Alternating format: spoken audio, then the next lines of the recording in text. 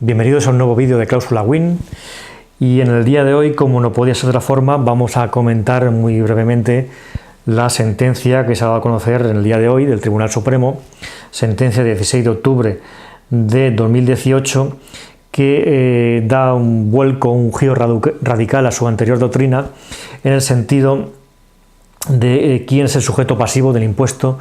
de actos jurídicos documentados. Impuesto que, como sabemos, se paga por parte, o se pagaba, a partir de ahora ya no va a ser así, por parte del prestatario en todos los préstamos hipotecarios.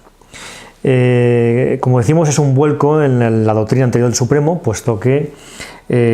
anteriormente el Supremo, en este caso la Sala de lo Contencioso Administrativo, que es la que ha dictado esta sentencia, establecía que efectivamente y se reafirmaban que el impuesto de actos jurídicos documentados en los préstamos hipotecarios debía de abonarse como sujeto pasivo por el prestatario. Pero ahora cambia su criterio de forma radical y establece que no, que es la entidad bancaria prestamista la que debe pagar este impuesto. Esta sentencia va a tener unas consecuencias que actualmente no podemos atisbar las consecuencias tan importantísimas que va a poder suponer en términos económicos para las entidades bancarias. De hecho, ya se ha visto en el día de hoy cómo, a partir de la publicación de la sentencia, las entidades bancarias españolas que cotizan en el IBEX han tenido una caída bastante importante en bolsa. ¿Por qué este impacto va a ser tan importante, va a tener tanto alcance? Y, por ejemplo, en comparación con otras sentencias, como por ejemplo con la relativa a cláusula suelo, que ya en sí supuso un impacto importante para las entidades bancarias. Pues muy sencillo, cláusulas suelo tenían algunas escrituras de préstamo hipotecario, y solo aquellas escrituras concertadas con consumidores era viable su reclamación. Pero el impuesto de actos jurídicos documentados se paga o se ha pagado en todas las escrituras de préstamo, en todas, y además aquí ya da igual que se trate de un consumidor o de un empresario, se pagaba el impuesto de actos jurídicos documentados. Y, importantísimo, el alcance de esta sentencia no solo se queda en el ámbito del consumidor, que va a poder reclamar la devolución de este impuesto, sino que también alcanza a la empresa, al empresario o al profesional que contrató un préstamo hipotecario y pagó ese impuesto de actos jurídicos documentados. No en vano la sentencia del Supremo que se ha hecho pública el día de hoy, la parte recurrente es una empresa que reclamaba la devolución de ese impuesto de actos jurídicos documentados, y al final el Tribunal Supremo en esta sentencia le da la razón, estableciendo que el sujeto pasivo es la entidad bancaria prestamista.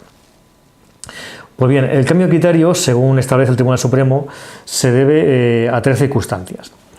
El Tribunal Supremo en esta sentencia de la Sala de lo Contencioso Administrativo distingue muy claramente en lo que es el negocio del préstamo hipotecario dos conceptos. Una, el préstamo, que es la transmisión de dinero de la entidad bancaria hacia el prestamista, ya decimos ya sea consumidor o empresa, a la persona que recibe o empresa que recibe el dinero, la transmisión, el préstamo, y la hipoteca, es decir, la parte hipotecaria, que es aquella parte del negocio jurídico que dice el Supremo que es la que interesa a la entidad bancaria. Y es la que ha establecido el Tribunal Supremo que esta parte del negocio jurídico de préstamo hipotecario, la hipoteca, es la que está gravada, la que tiene que tributar por este impuesto. ¿Por qué? Porque la ley de impuesto establece que el acto jurídico que tributa por este impuesto es un acto inscribible en el registro, en este caso en el registro de la propiedad. Entonces, del negocio de préstamo hipotecario, solo la parte de la hipoteca, la parte hipotecaria, es la que se inscribe en el registro de propiedad, y es la parte hipotecaria, la de la hipoteca, la que interesa a la entidad bancaria. En segundo lugar, establece el Supremo que este impuesto debe pagarlo la entidad bancaria por la propia configuración del impuesto, es decir, en base a la configuración de la base imponible del impuesto, es decir, la cantidad, la cifra por la cual tributa ese impuesto. Como sabemos, la entidad bancaria, cuando da un préstamo hipotecario de 100.000 euros, de 150.000 euros, ese es el capital que recibe el prestatario. pero la responsabilidad total hipotecaria, es decir, en caso de impago, la responsabilidad total, la cantidad por la que debemos responder en caso de impago, es muy superior, puesto que incluye otros conceptos como intereses, costas, gastos, etcétera. De manera que, siendo un préstamo de 100.000 euros, como decimos, o 150.000 euros, la responsabilidad total hipotecaria, este es el concepto, es muy superior. Y ese importe, esa responsabilidad total, constituye la base imponible del impuesto. Por lo tanto, lo que tributa es la parte hipotecaria, la parte que interesa al banco. Y en tercer lugar, dice el Supremo que por el propio tenor literal del artículo 29 de la ley del impuesto, que habla del concepto del interesado. Aquí es donde entendemos que también está buena parte de la miga o de la parte importante de esta sentencia, porque establece que la parte interesada en la hipoteca, no en el préstamo, sino en el hipotecario, en esa garantía, en ese reforzamiento, en esa posibilidad que le da al acreedor de ejecutar la hipoteca, es la entidad bancaria. Y por tanto, dice este artículo que el sujeto pasivo del impuesto, bueno, entre otras cosas, es el interesado. Y establece el Tribunal Supremo en esta sentencia, como cambio importante de criterio, que el interesado es la entidad bancaria. Por lo tanto, aunque es una sentencia de la Sala de lo Contencioso, va a incidir en el ámbito del consumidor de manera plena, puesto que entra en el fondo de la cuestión, como hemos hablado, en quién es el interesado de este impuesto y quién debe pagar este tributo, la entidad bancaria. Por lo tanto, en el ámbito de consumidores y usuarios, y en cuanto a la reclamación de gastos hipotecarios, que como sabemos hasta ahora y en sentencia anterior del Supremo de marzo de este año excluyó la devolución del impuesto, ahora se vuelve a incluir. Es decir, ahora en una reclamación de un consumidor, de una persona física consumidora, de gastos hipotecarios, se puede reclamar el notario, la partida relativa al notario, registro de la propiedad, gestoría y además el impuesto a partir de ahora de actos jurídicos documentados. ¿Por qué? Por ese mismo razonamiento, porque establece el Tribunal Supremo que la parte interesada en lo que es la naturaleza de ese impuesto es la entidad bancaria, y el sujeto pasivo de ese impuesto es la entidad bancaria. Y establece nuestra ley de consumidores y usuarios que la imputación al consumidor de gastos o tributos que no le corresponden, y especialmente de tributos en los que no sea el sujeto pasivo, es una práctica o una cláusula abusiva. Por lo tanto, el consumidor podrá reclamar, y además sin plazo de prescripción. Esta es una cuestión en la que al parecer había un poco de confusión en la mañana de hoy en cuanto al plazo para reclamación de este impuesto. Un consumidor no está sometido a plazo de prescripción o de caducidad para reclamar el impuesto, puesto que el motivo de la devolución de este impuesto para el consumidor viene del hecho de haberse impuesto por parte de la entidad bancaria una cláusula abusiva, como decimos, aquella cláusula que le imponía el pago de un tributo que no le correspondía. Por lo tanto, al ser una cláusula abusiva y pedir la nulidad de esa cláusula, no hay un plazo. Incluso las hipotecas canceladas pueden reclamar la devolución del impuesto. Además,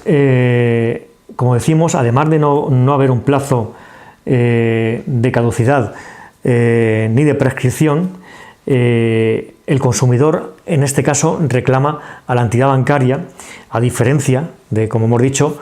una empresa también podría reclamar la devolución de este impuesto, pero ya no a través del mecanismo de cláusulas abusivas que solo ampara al consumidor.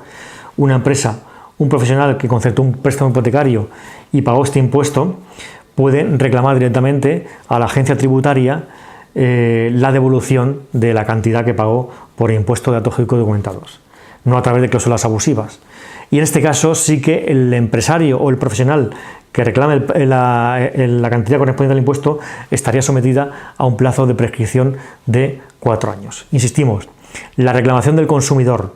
a través de un procedimiento declarativo de nulidad de condición general de contratación, de cláusula abusiva, no está sometida a plazo. Puede reclamarlo aunque la hipoteca esté cancelada. Una empresa, que es lo importante de esta sentencia, también lo podrá reclamar,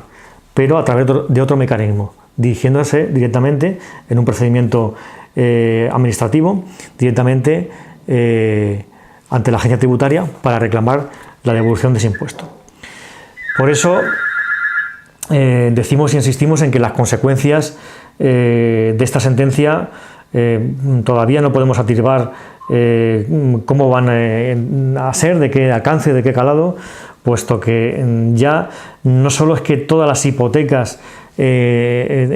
tengan esta imposición del impuesto al consumidor y con esta sentencia se opone la devolución de ese impuesto, sino es que damos el paso más allá a las empresas y profesionales que también podrán reclamar este impuesto directamente a Hacienda, y entendemos que después Hacienda lo reclamará a su vez a la entidad bancaria, que es el sujeto pasivo que tenía que haber abonado ese impuesto. Por lo tanto, desde Cláusula Win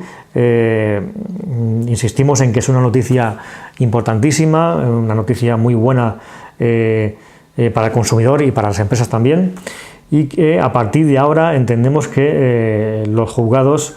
pues se van nuevamente a colapsar, van a haber nuevamente procedimientos masivos. Por ello, pues entendemos que es de esperar que las entidades bancarias en los próximos días o semanas muevan ficha en el sentido de articular quizá algún mecanismo de acuerdo extrajudicial para que el consumidor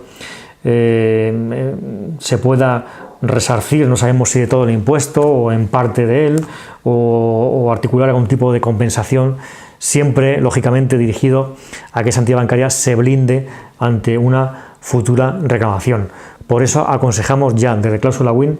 que si las entidades bancarias empiezan a articular algún mecanismo extrajudicial, llaman al consumidor para intentar ofrecerle algún acuerdo en relación con la devolución del impuesto, lean muy bien la letra pequeña, se asesoren con un abogado, puesto que podemos estar nuevamente ante algún tipo de trampa o de apaño dirigido a que la entidad bancaria realmente lo que quiera evitar es una demanda, no satisfacer el interés del consumidor. Por lo tanto,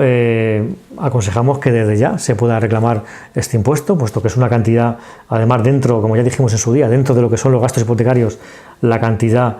más suculenta, más interesante, la cantidad mayor,